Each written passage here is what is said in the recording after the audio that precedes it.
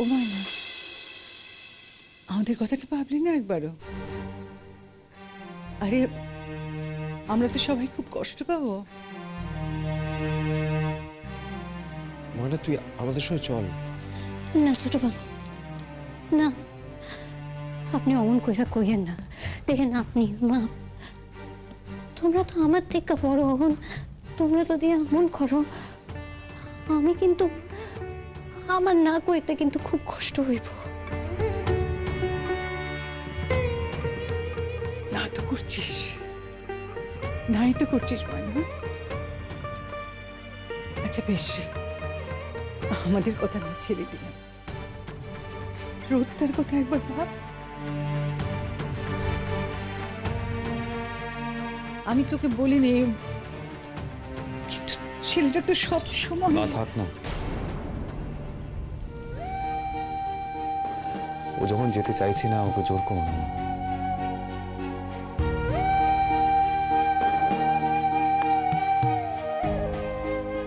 থাক, তোমরা এগো। আরে দাদা ভাই, এভাবে বললে তো কোনোদিনই ঝামেলা মিটবে না। বজ্র, তুই একটা কাজ কর, তুই মার গলুকে নিয়ে নিচে যা, আমি আসছি।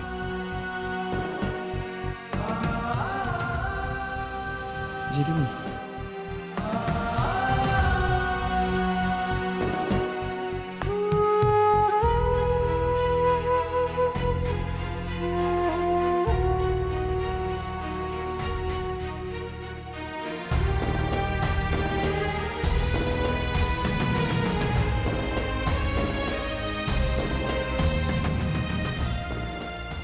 চলে দেব।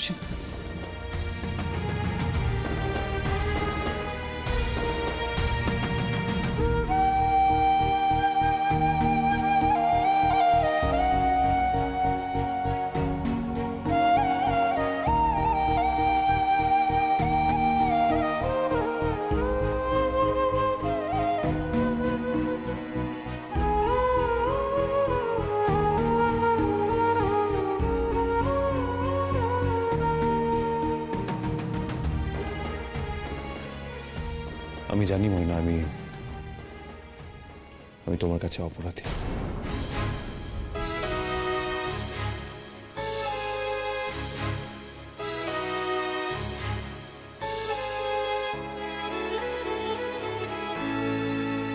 আমার তোমাকে প্রথম দিন থেকে বিশ্বাস করে নেওয়া উচিত ছিল। সেটা শুধু এই জন্য নয় যে আমি আমি তোমাকে অবিশ্বাস করেছি। ময়না, সেই মুহূর্তে আমার মাথাটা এত কিছু নিয়ে এতটা মাথা গরম ছিল, আমি না, সরি ময়না, ক্ষমা করে দাও প্লিজ। ময়না, তুমি তুমি আমার কথাটা না ভাবো, অন্তত মায়ের কথাটা ভাবো। মা কতটা কষ্ট পাবে একবার ভাবো না। মা তোমাকে কতটা ভালোবাসে সেটা তো তুমি খুব ভালো করে জানো।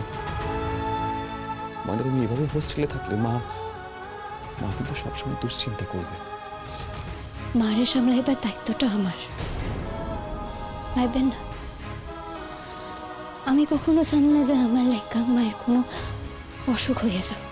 শেষবারের মতন কি ক্ষমা করতে পারো না মনে?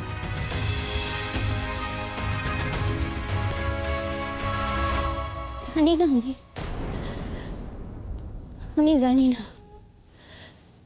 একদিন বাইরে থেকে লড়াই করছি তো, তাই ভিতরের এই লড়াইটা এর লেখা আমার নিজের একটু সময় লাগবে।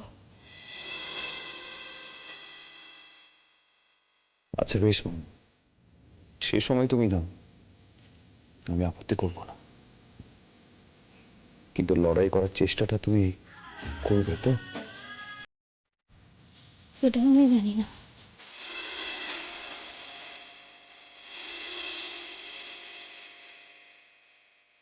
তো আপনার একখান কথা কম, আমি না জানি না যে এরপর থেকে আপনার উপর আমি আর বিশ্বাস করতে পারবো কি।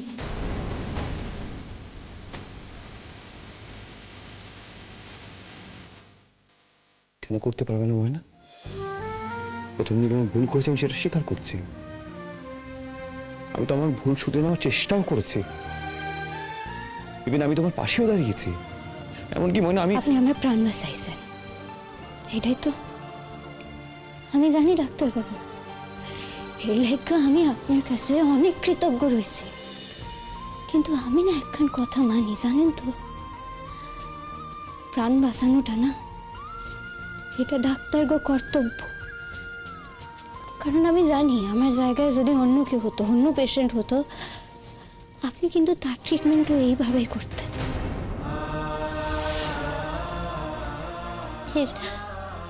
এর আগেও তো বাংলাদেশে যখন আমি অসুস্থ হয়ে পড়ছিলাম, তখন তো আপনি আমার এই ঘৃণাকরণের সত্ত্বেও আমার প্রাণ তো বাঁচাইছিলেন, বাঁচান নাই?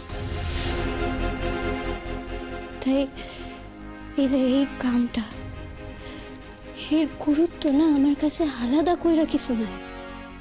তুমি আমাকে এই ভাবছো ময়না? ময়না, আমি আমার কাজগুলোর জন্য কিন্তু গুরুত্ব চাইছি না। আমি বলতে চাইছি ময়না, একদিন না পাশে দাঁড়ানোর মূল্য তোমার কাছে এতখানি যে আমার বাদ বাকি সবকিছু তোমার কাছে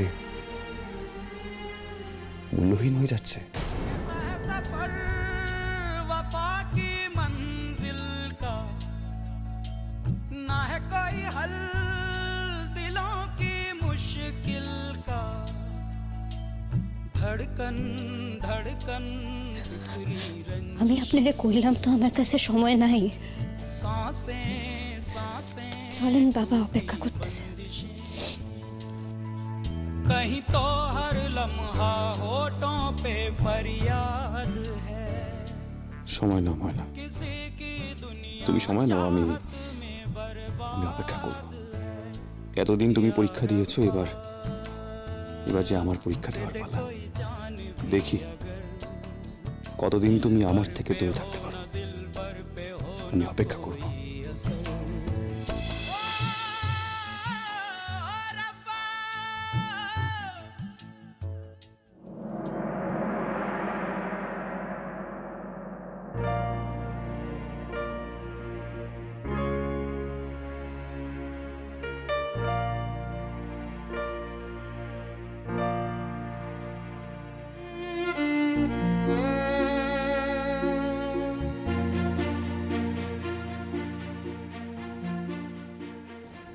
আমি জানি বাবা, যা হইতেছে এটা তোমার ভালো লাগতেছে না, রাগ হইতেছে আমার উপর, আমি জানি। তুই আমার কথা কেন ভাবিস না? না, আমি তো বাংলাদেশে চলে যাবো, তুই এখানে একা থাকবি। আমি কি করে নিশ্চিন্তে জীবন কাটামু ক দেখি? আমার কথা নয় বাদি দিলাম, তোর ঠাম্মা হ্যাঁ তো বয়স হইছে। ওহন আমার বিয়া হয়ে গেছে কইয়া তুমি এইভাবে ভাবতেছো? বাবা, আমি তো তোমার আগেও কইছিলাম যে আমি কলকাতায় আইয়া ডাক্তারি লেখাপড়ার চেষ্টা করুন। আমি তোমারে কই নাই? আমি তো তোমার তখন কইছিলাম যে আমি হোস্টেলে থাকা পড়ানোর চেষ্টা করুন। তখন তো বিয়ের কথা হয় নাই, বিয়ের কথা তো তারপরে হয়েছে বাবা। তোমার তো তখন মনে আমার লইয়া এইসব দুশ্চিন্তা আসে নাই। তাহলে অহন তোমার মনে এসব আইতেছে কেন? আমার উপরে তোমার ভরসা কি এতটাই কমে গেছে বাবা? ময়না, সময়ের লগে লগে পরিস্থিতি বদলায়। অহন তুই বিবাহিতা, এইভাবে কতদিন রে মা? এইভাবে তো তোর আর জামাইয়ের মধ্যে দূরত্ব আরো বাড়বো। তোর ভবিষ্যৎ কি হইব? তোর বিয়া হইতো না, তুই ডাক্তারি পড়তিস, হে আলাদা কথা। কিন্তু না ময়না, আর যেখানে জামাই এতবার কইরা তোর কাছে ক্ষমা চাইলো, হ্যার পরেও তুই। বাবা, তুমি আমার সমস্যা খান বুঝো।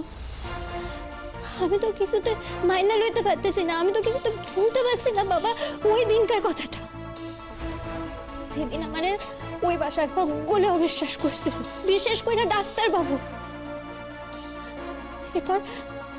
এরপর তো আমি কলেজে যাবো বাবা। কিছু করার আগে আমার তো সকল সময় ভাবতে হইব যে ডাক্তার বাবু আমার অবিশ্বাস করবো না তো, উনি আমার ভুল বুঝলেন না তো। আমার তো এই বিশ্বাসটাই নাই বাবা যে কেউ কিছু কইলে ডাক্তারবাবু ওখানে খাড়াইয়া আমার হইয়া কইব যে না আপনারা এসব কইতেছেন ময়নার লাইকা। আমি বিশ্বাস করি না এই কথাটা। উনি তো এটা কইবেন না।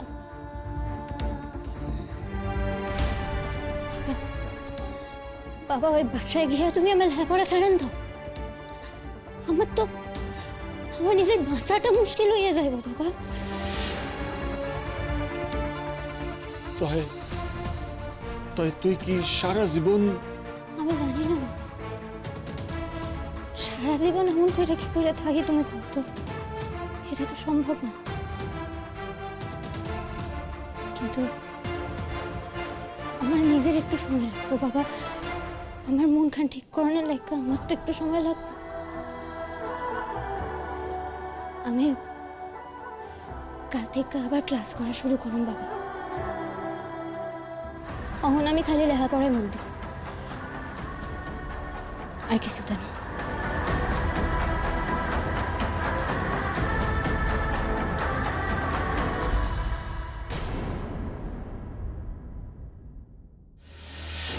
কি গো ময়না, ময়না কি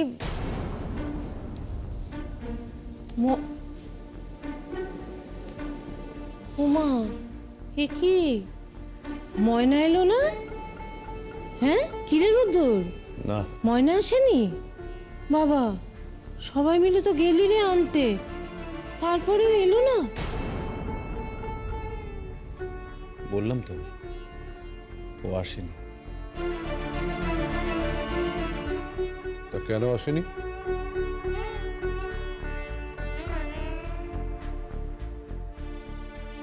কি হল রঞ্জা, ময়না আসেনি কেন? দেখো কেন এলো না সেটা নিয়ে এখানে আলোচনা করতে কোনো লাভ নেই। এলো না সেটা ময়নার সিদ্ধান্ত। কিন্তু এরকম সিদ্ধান্ত নেওয়ার কারণটা কি? না মানে আমি বলতে চাইছি ব্যাপারটা একটু অদ্ভুতই লাগছে। সবকিছুর তো একটা শেষ আছে, অভিমানেরও। তার মানে ও কি হোটেলে সারা জীবন পড়ে থাকবে? না না, ও কলেজের হোস্টেলে। হোস্টেলে? কলকাতায় বাড়ি থাকতে ওই মেয়ে হোস্টেলে থেকে পড়াশোনা করবে?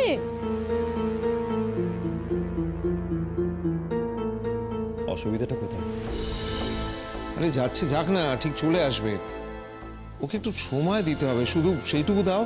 আচ্ছা গোলু, তুমি কথা তো একটা বলার হোক বলে দিলে, কথাটা ভেবে বলেছো? মানে এতে এত ভাবার কি আছে? ভাবার তো আছে গোলু, ও থাকবে হোস্টেলে। এমনিতেই তো আত্মীয় স্বজন এমন একটা ভাব করছে যেন মনে হচ্ছে যে আমরাই ওকে তাড়িয়ে দিয়েছি। এবার ভাবো এই যে অ্যাওয়ার্ড পেলো, হ্যাঁ এই যে অ্যাওয়ার্ড পেলো, তারপরে ওর জিত হলো, খবরের কাগজে বেরিয়েছে এসব কথা, এইসবের পরেও যে ও এলো না, মানে ও যে নিজে থেকেই এলো না, তুমি কি বুঝতে পারছো? লোকে কি ভাববে? ভাববে যে আমরা ওকে আসতে দিচ্ছি না, মানে আমরা চাইছি ও এই বাড়ি থেকে বিদায় হোক, আমরাই তাড়িয়েছি। মিষ্টি একটু থামো না।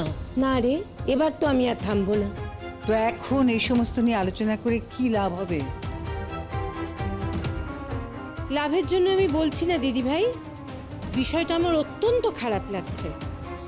তোমরা সবাই মিলে গেলে ওকে আনতে, তুমিও গেলে। আচ্ছা আগেও তো গেছো বলো, তখন আসেনি? এইবারটা তো আসতে পারতো। ওইটুকুনি মেয়ের এত জেদ। আসলে কি জানো তো, এই যে ও আসছে না, না ও আমাদেরকে অসম্মান করতে চাইছে, আর করছেও। কিন্তু এই অসম্মান করার অধিকার বোধহয় ওর নেই। এই সমস্ত নিয়ে আলোচনা করার অধিকার আমাদেরও আছে কিনা সেটা একবার ভেবে দেখিস। না না না না রঞ্জা, না, ও খুব একটা ভুল কথা কিছু বলেনি। ময়না তো একরকম আমাদের অপমানই করছে। দাদা তুমি বুঝতে পারছো না, ওর জেদটা হয়তো একটু বেশি, এই তো ব্যাপার। আরে জেদি সেটা আমিও জানি, কিন্তু জেদের একটা সীমা থাকা উচিত গোলু। ঠিক বলেছেন দাদা ভাই, একদম ঠিক কথা আপনি বলেছেন। আসলে কি বলো তো গোলু, সবাই মিলে তোমরা ওকে বড্ড বেশি গুরুত্ব দিচ্ছ, আর ও অসম্মান করবার সুযোগ পেয়ে যাচ্ছে। আমরা কি ময়নাকে সম্মান দিয়েছিলাম? দিয়েছিলাম কি ওর কথার গুরুত্ব? দিইনি আমরা। আমরা? তুই কি আমাদের দায়ী করছিস রোদ্দুর? না বাবা,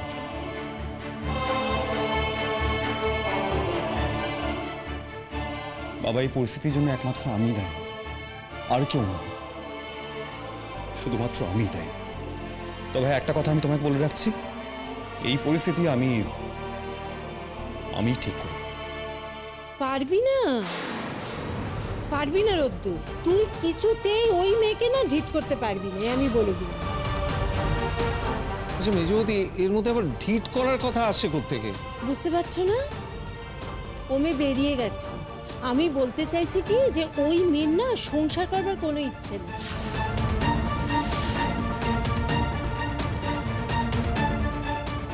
ও সংসার আর ফিরবেও না, দেখে নি। মেজকা মা, তোমার কাছে যদি সমস্যার সলিউশন থাকে তবেই বলো, দয়া করে এই ওপিনিয়নগুলো দিয়ে না সমস্যা বাড়িও না প্লিজ।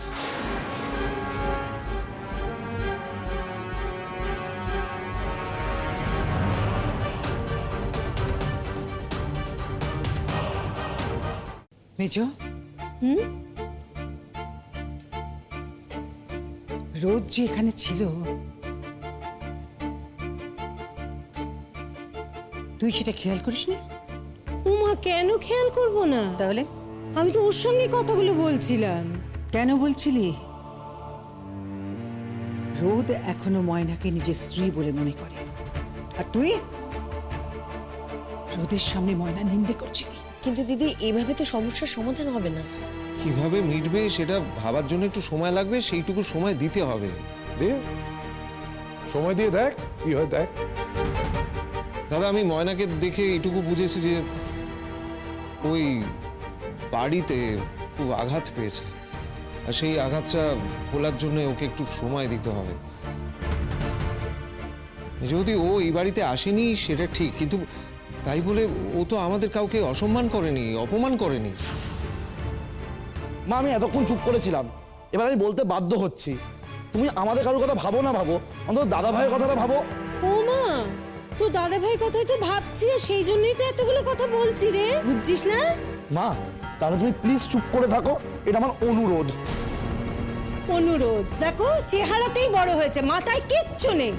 মা কিছু বললেই যেন দোষ হয়ে যায় যত। বর্দি, চলো ফ্রেশ হয়ে নেবে, চলো চলো ভেতরে চলো। এসো।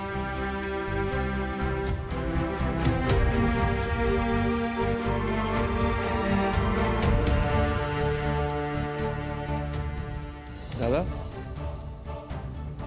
তুই চাই বল গোলু, আমার কাছে ব্যাপারটা যথেষ্ট অসম্মান।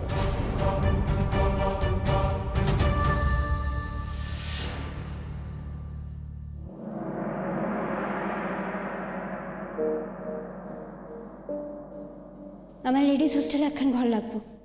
আমার লেখাপড়া করণের লেখা যদি একখান লেডিস হোস্টেলে ঘর পাওয়া যায় তো খুব সুবিধা হয় আর কি। আমি না জানি না যে এরপর থেকে আপনার উপর আমি আর বিশ্বাস করতে পারবো কিনা।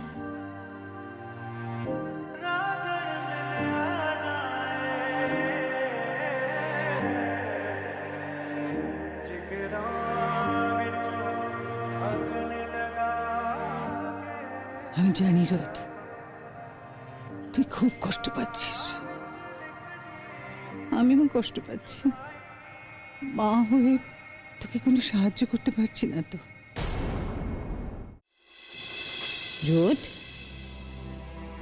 নে বাবা, উঠে পড়তো, খেয়ে নে। মা, কি তুমি আমার কষ্ট করে খাবার আনলে যে? হ্যাঁ, তুই নিচে গেলি না তাই? না মা, আমি তো ঘুমিয়ে পড়েছিলাম। আচ্ছা মা, একটা কাজ করো, আমাকে দাও, চলো না সবাই নিচে গিয়ে একসঙ্গে খাই। চলো চলো চলো। কি হয়েছে, হাঁ করে তাকিয়ে আছো কেন? চলো না সবাই মিলে একসঙ্গে খাবো, চলো। না থাক, নিয়ে যখন নিশ্চিত তখন। আচ্ছা মা, তুমি কি আমাকে এখন স্টুডেন্ট মনে করো নাকি, যে ঘরে খাবার নিয়ে এসেছো? ছেলে স্টুডেন্ট না হোক, মায়ের কাছে চিরকাল ছোটই থাকে। নে, খেয়ে নে। মা, আমি একটু খাই দাও না। মা, তোমার মনে আছে ছোটবেলায় পড়াশোনা করতে করতে যখন ঘুমে ঢলে পড়তাম, তখন তুমি আমাকে কি সুন্দর করে খাই দিতে? ওটা ওইটা খাই দেবে? দাও না মা। দাও না মা, একটু খাইয়ে দাও না, দাও না। দেখেছো আবার হাঁ করে তাকিয়ে আছো, দাও না। রোদ, আচ্ছা মা, তুমি তাহলে একটা কাজ করো, আমাকে তুমি একটা করে খাই দাও। এ নাও।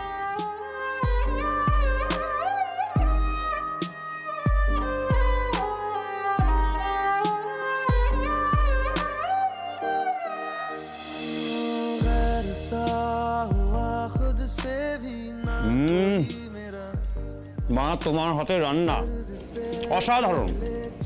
আমি জানি তুমি রান্না করেছো, খুব ভালো হয়েছে মা, অপূর্ব। बस गम ये सिमट रहे हैं आंखों के आगे, लम्हे ये क्यों घट रहे हैं, जाने कैसे कोई सहता जुदाइयां। चदरिया झीनी रे झीनी, चदरिया झीनी रे झीनी, आंखें भी